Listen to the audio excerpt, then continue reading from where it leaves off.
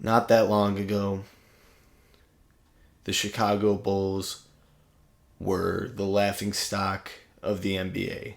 They had just gotten rid of budding superstar Jimmy Butler and had a cast of unproven young stars. In this trade, the Chicago Bulls would be getting three players.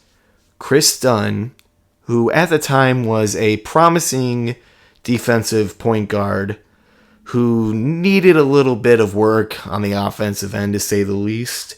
They would also be getting the 7th overall pick in that year's draft, which they ended up using on Lauri Markkanen. And as a bonus, the Timberwolves tossed in Zach LaVine, who was coming off of both his best year as a pro, but a devastating ACL injury. But what can I say? It's the Chicago Bulls. They like injured players. They then ended up firing head coach Fred Hoiberg, a guy who barely even got a chance, really. But their replacement, Jim Boylen, let's just say he got too many chances. Now, I don't really want to relive any sore memories as a Chicago Bulls fan, but what can I say? As a Chicago fan, we love to torture ourselves.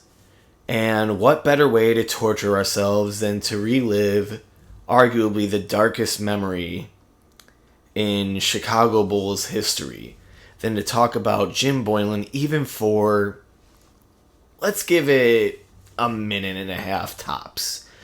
Well, as you all may remember, almost immediately, Chicago Bulls players would almost stage a full-blown mutiny against their old-fashioned head coach, Jim Boylen. And I wish I could say it got better from there, but as you all know, it got worse. Much worse. The Bulls would end up getting the 2019 All-Star Game, and, well, they didn't have an All-Star that year. And let's just say Zach LaVine pretty much deserved it, but ultimately got snubbed. And, well, I think that was the last straw for a lot of Chicago Bulls fans. As, again, you may remember, Zach LaVine made an appearance on a sort of All-Star Game preview show where fans would end up chanting Fire GarPax. And then Wendell Carter was doing a similar show elsewhere when someone shouted Fire Boylen, and Wendell Carter would end up erupting in laughter. Now, honestly, that was pretty damn funny. But when you really sat there and thought about it, that guy was our head coach. And I'm not defending him. I'm saying, what were they thinking? Putting Jim Boylen as our head coach. Now, hindsight, as they say, is 20/20. But yikes.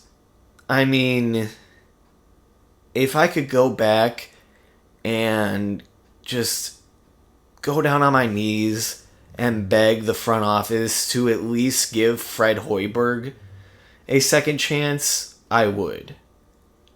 But luckily, things would end up getting a lot better.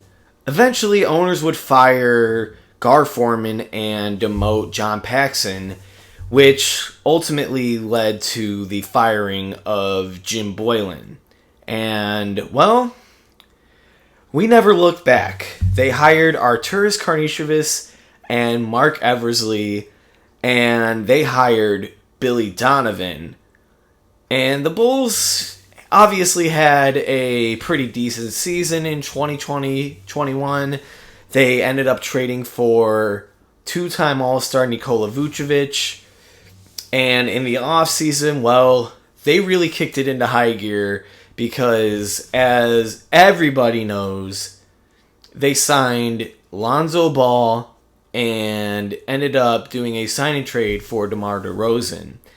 At the time, people were calling the DeMar DeRozan move the worst move in the offseason by any franchise, and now let's just say they are eating their words. DeMar DeRozan is off to his best start to his career ever. He's putting up career-high numbers, and he's looking like an honest MVP candidate alongside fellow MVP candidate early on, Zach LaVine. Now, before people start rushing to the comments, I know Zach LaVine and DeMar DeRozan winning the MVP is a long shot when you got guys like Stephen Curry and Kevin Durant and, Luka Doncic, anybody.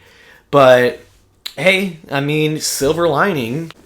You got two guys who, last time I checked, are top 5 in the MVP race. And honestly, I'm just thankful to have one in the top 5 in the MVP race. Let alone, 2. I don't know what's happening. It's all just happening so quickly. We don't have the best record in the NBA, but I think right now we are like top 5 or something in the NBA at 14-8, and things are looking great. We're top 10 in both defensive and offensive efficiency, and like I said, I couldn't be happier. Now, are we a championship contending team? That's sort of yet to be seen. It's kind of too early to tell. I'm still just... Honestly, I'm in shock that we're doing this well. Because early on, I was just cautiously optimistic. I haven't seen a team this good in a long time. But things are looking up. And honestly, I couldn't be happier. I'm just happy that we are in the playoff hunt at all. So, I'm just going to leave it at that. And, I'm going to end the video there because, honestly, I haven't made a video in a while, and I am sorry about that, but you know what? Times have been kind of rough. But I would like to thank you guys so much for watching this. It is great to be back, and I'll see you guys next time.